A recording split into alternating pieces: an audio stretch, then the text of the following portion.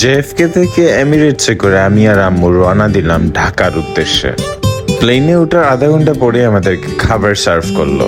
অনেক ধরনের আইটেম ছিল ওই ফুড ট্রেতে। 2 ধরনের ব্রেড ছিল, আবার রাইসের সাথে চিকেনের সাথে সবজি ছিল, অ্যাপিটাইজারে আবার পুডিং ছিল, আর একটু মতো এই গাজর কা হালুয়ার মতো কিছু একটা ছিল, বা জানি না এটা কি।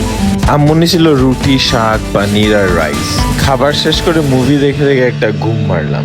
কিছুক্ষণ পরে স্ন্যাক্স ছিল, আমি আর আম্মু খাইলাম। আম্মু নামাজ পড়লো। তারপরে আমরা প্লেনের ভিতরে ওয়াইফাই কিনে ওয়াইফের সাথে কথা বললাম আমি আর আম্মু। ফোনে কথা বলতে বলতে আমাদেরকে সার্ভ করলো পিৎজা।